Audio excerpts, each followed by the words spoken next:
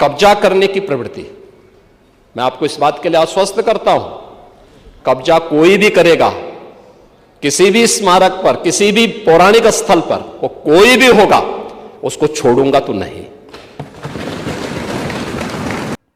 तो सीएम योगी आदित्यनाथ का संदेश साफ है और चेतावनी भी कड़े शब्दों में है।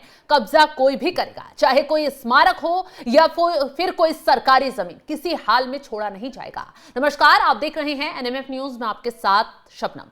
देवरिया में धड़ाधड़ बुलडोजर दहाड़ा और इस बार जद में आया एक मजार जो 50 साल पुराना मजार था, लेकिन इस मजार को लेकर जब जांच पड़ताल की गई तो खुलासा हुआ कि यह मजार अवैध तरीके से खड़ा किया गया था, वो भी सरकारी जमीन को कब्जा कर बनाया गया था। अब इस मामले को लेकर विधायक ने डीएम को शिकायत दी और उसके बाद सख्ती से जांच पड़ताल की गई। जो मजार कमेटी है, मजार के जो मेंबर्स हैं, उनसे इस बारे में कागजात मांगे गए, लेकिन देखिए नतीजा क्या हुआ। ना तो कागजात मिले, ना ही कोई ऐसा सबूत सामने आया जिससे यह साबित हो पाए कि यह मजार वैध था।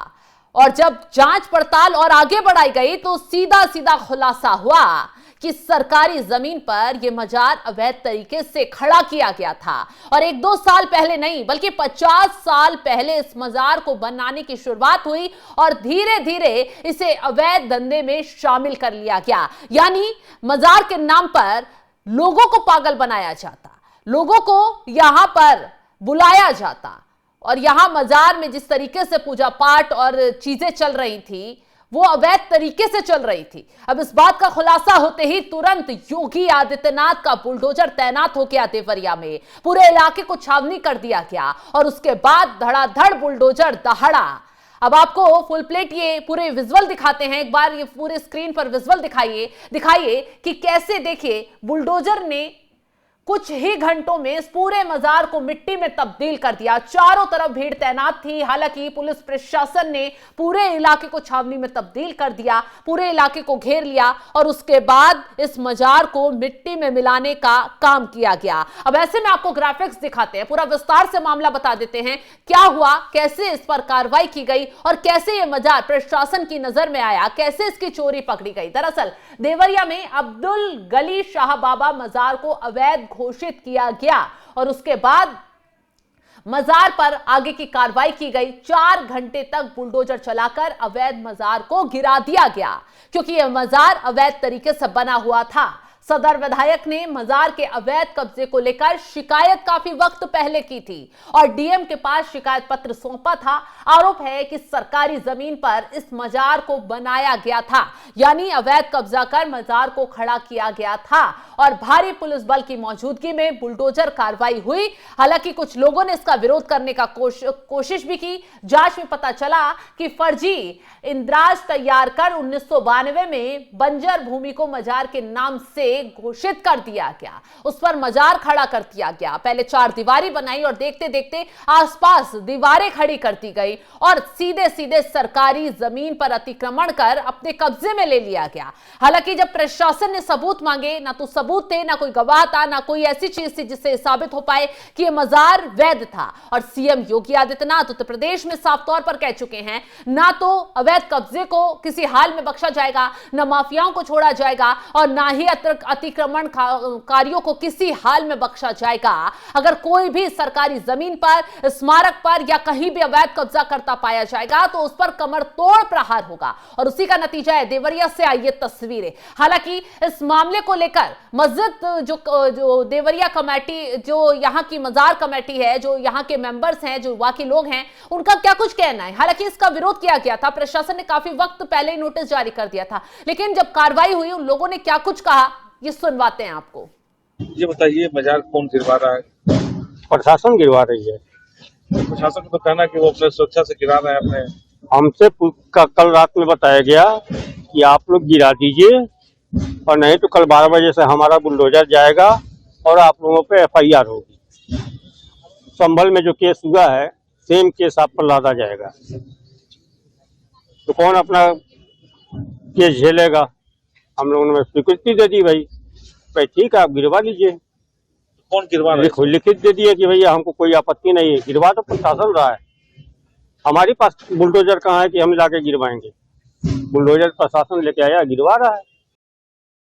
हालांकि पहले नोटिस जारी किया गया, नोटिस में साफ साफ कहा गया या तो इस अतिक्रमण को खुद ही हटा लीजिए, खुद ही इस पर हथौड़ा चला दीजिए, वरना बुलडोजर यहां पर तैनात होगा, प्रशासन अपनी कार्रवाई करेगा। हालांकि जब नोटिस दिया गया तो उसके बाद जो लोग इस मजार की देखरेख कर रहे थे उन लोगों ने साफ साफ कहा कि प्रशासन खुद ही कार्रवाई कर दे तो ठीक होगा, और उसके बाद यहां पर बुलडोजर चलना शुरू हुआ। हालांकि इस पूरे मामले को पूरी कानूनी कार्रवाई के तहत किया गया, पूरे कागजी कार्रवाई के तहत किया गया, लेकिन समाजवादी पार्टी ने इस पर सियासत करना भी बंद नहीं किया। समाजवादी पार्टी ने तंज कसना शुरू कर दिया कि जानबूझकर मुस्लिमों से जुड़े ऐसे इमारतों को या स्मारकों को ढहाया जा रहा है ताकि उन्हें निशाना बनाया जा सके। हालांकि यहां पर साफ संदेश बीजेपी विधायक की तरफ से भी दिया गया और बाकी प्रशासन की तरफ से भी दिया गया कि यह कार्रवाई कानून के तहत की जा रही है, कार्रवाई सबूतों के आधार पर की जा रही है, क्योंकि जिस तरीके से इस मजार को लेकर कागजात मांगे गए उससे साबित हो गया कि यह मजार अवैध रूप से खड़ी की गई थी।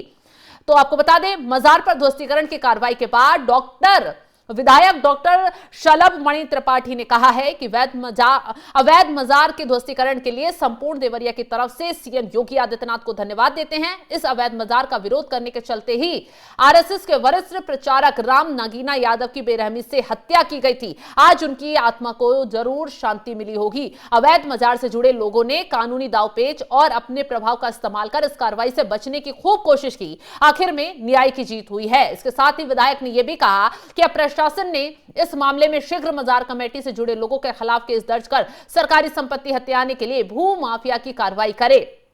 उन्होंने यह भी कहा है कि जितने सालों तक सरकारी भूमि पर कब्जा रहा है उसकी पाई वसूल की जाए। तो वही समाजवादी पार्टी ने इसका विरोध किया। सपा ने अवैध मजार पर बुलडोजर एक्शन को देवरिया के इतिहास का काला दिन करार दिया। सपा के जिला अध्यक्ष व्यास यादव ने ध्वस्तीकरण पर कहा कि आज का दिन देवरिया के इतिहास में काले दिन के रूप में याद किया जाएगा। धार्मिक स्थलों से लोगों की भावनाएं जुड़ी होती हैं। जब धार्मिक स्थानों और उपासना स्थानों पर ऐसी कार्रवाई होती है तो लोग भावुक हो ही जाते हैं। देवरिया में गंगा जमुनी तहजीब और भाईचारे की पहचान रही है। जल्दबाजी और सत्ता के दबाव में कार्रवाई का आरोप सपा की तरफ से लगाया गया है। अब आपको बता दें, ओवरब्रिज के नीचे मजार का निर्माण किस प्रकार हुआ था। इस शिकायत के बाद सीएम ने देवरिया डीएम को जांच के आदेश दिए थे।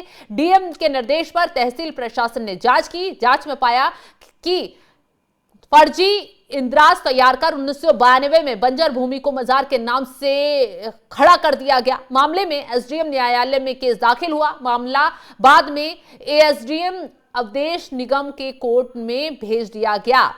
एसडीएम कोर्ट ने 3 महीने पहले तहसीलदार की रिपोर्ट पर पाया कि फर्जी तरीके से बंजर की भूमि को मजार के नाम से दर्ज कर लिया गया। इसके बाद एसडीएम कोर्ट ने फैसला सुनाते हुए जमीन को एक बार फिर बंजर घोषित करते हुए उसमें शामिल अधिकारियों के खिलाफ केस दर्ज कराने का निर्देश दिया।